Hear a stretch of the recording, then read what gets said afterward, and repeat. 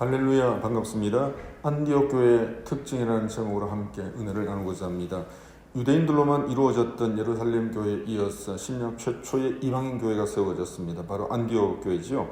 안디옥 교회의 최고 지도자는 바나바였습니다.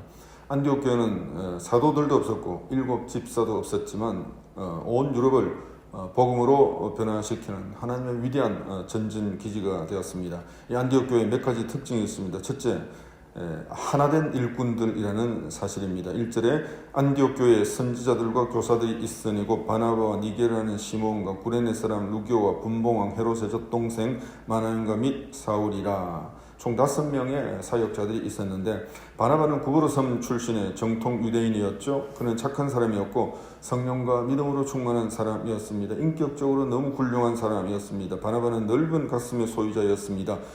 사울이 회심했을 때 모두가 그를 두려워하고 극도로 경계했을 때에 바나바가 사울에 대한 보증을 써주었고, 또 다소까지 직접 찾아가서 사울을 사역자로 적극 영입을 했습니다. 두 번째 인물은 니게라는 시몬입니다. 니게라는 것은 피부가 검은 것을 이르는 말이죠. 시몬이라는 이름은 히브리식 이름입니다. 그러니까 유대인인데 피부가 검은 흑인이었다는 것입니다. 2000년 전 로마 제국 내에서 흑인은 거의 노예였습니다. 당시 유대인들은 선민 사상이 가득해서 이방인들과 잘 어울리질 않았습니다. 그런 유대인의 관점에서 본다면 노예 출신이 분명하니 흑인 시몬이 안디옥 교회의 리더였다는 것은 놀라운 일입니다. 세 번째는 구레네 사람 루교입니다. 구레네는 현재 아프리카 리비아 지역이죠. 그러니까 루교 역시 내세울 것이 별로 없는 무명의 피부색이 검은 이방인이었습니다.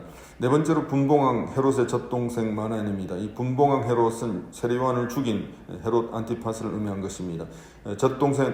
젖동생이라는 것은 어릴 적부터 단짝인 중마고를 의미합니다. 그러니까 이 마나연은 불의한 지배 계층에 속했던 그런 어떤 헤롯의 젖동생이었지만 회개하고 예수를 믿고 위대한 사역자 중에 한 사람이 되었던 것이죠. 그리고 다섯 번째로 사울입니다.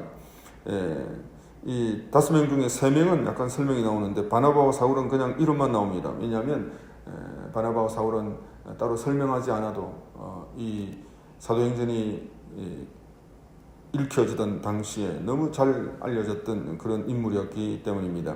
자, 이 5명의 사역자들은 인간적인 면에서는 너무나도 이질적인 면이 컸습니다. 그러나 주님 안에서 하나가 되어서 안디옥 교회를 공동으로 잘 이끌어 갔던 것입니다. 하나 되기 힘들었던 이 사람들이 하나 될 수 있었던 것은 안디옥 교회의 주인이 예수님이었기 때문입니다. 주님을 주인으로 인정하면 우리는 얼마든지 하나가 되어질 수 있는 것입니다. 안디옥 교회의 두 번째 특징은 최선의 헌신을 주님께 드린 것입니다. 2절에 보니까 주를 섬겨 금식할 때 성령이 이르시되 내가 불러 시키는 일을 위하여 바나바와 사울을 따로 세우라 하시니, 안디옥 교회 담임 목사는 바나바였고 사울은 바나바가 다소까지 가서 모셔온 보석 같은 일꾼이었습니다. 이 두 사람이 안디옥 교회를 이렇게 세운 핵심 일꾼이었습니다. 바나바 바울은 안디옥 교회의 기둥이었습니다. 그런데 성령님께서 바로 이 바나바와 사울을 선교사로 따로 세우라고 말씀하신 것입니다. 이에 안디옥 교회는 기꺼이 순종하여 바나바와 사울을 선교사로 파송을 했습니다. 하나님께 최선의 헌신을 드린 것입니다.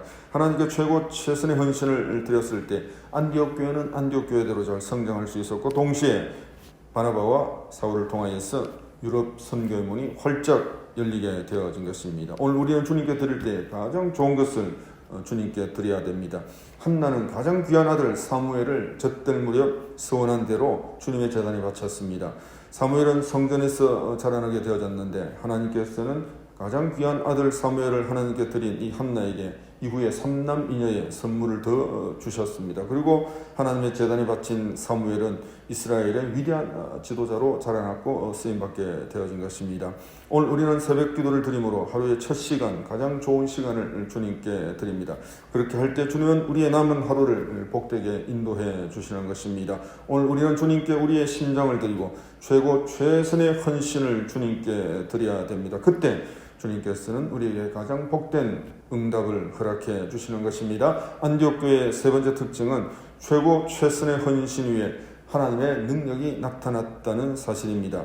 바나바와 사울이 성령의 인도하심 따라 구브로 섬에서 첫 선교 사역을 시작을 했습니다. 그런데 이 구브로 섬에는 엘루마라고 하는 거짓 선지자요 마술사가 오랫동안 그 지역을 장악하고 있었습니다. 바나바와 사울이 구브로 섬의 총독을 찾아가서 복음을 전하기 시작을 했습니다. 그런데 총독에게는 이 마술사 엘루마가 오랫동안 그 옆에서 영향을 끼치고 있었던 것이죠. 마술사 엘루마는 총독이 복음에 관심을 가지 못하게 하고 예수를 못 믿도록 집요하게 방해를 했습니다. 그러자 하나님께서는 사울을 통해서 놀라운 권능을 나타내었습니다. 사울이 10절 말씀에 모든 거짓과 악행이 가득한 자요 마귀의 자식이요 모든 의의 원수요 주의 바른 길을 굽게 하기를 그치지 아니하겠느냐 하면서 11절에 보라 이제 주의 손이 내 위에 있으니 내가 맹인이 되어 얼마 동안 해를 보지 못하리라 선포했습니다. 그때 하나님의 놀라운 권능이 나타나서 이 엘루마 마술사가 일시적으로 장님이 되고 말았습니다. 그것을 보고 총독이 깜짝 놀라 하나님 권능에 순종하여 복음을 받아들이고 예수를 믿게 되어진 것입니다. 총독이 예수 믿게 되어지니까 모든 주민들이 다 예수 믿게 되어지는 역사가 나타나게 되어졌습니다. 구브로 섬이 복음으로 정복되어진 것입니다. 안디옥 교회가 하나님께 드린 최고 최선의 헌신 위에 하나님께서 구브로 섬 선교사에게 놀라운 능력이 나타날 수 있도록 역사해 주신 것입니다. 말씀을 맺겠습니다. 바나바와 사울을 구별하여 헌신한 안디옥 교회처럼 오늘 저와 여러분이 주님을 향한 귀한 최고 최선의 헌신 위에 주님께서 놀라운 능력을 저와 여러분의 삶 속에 나타내 보여주시기를 주의 이름으로 축원합니다.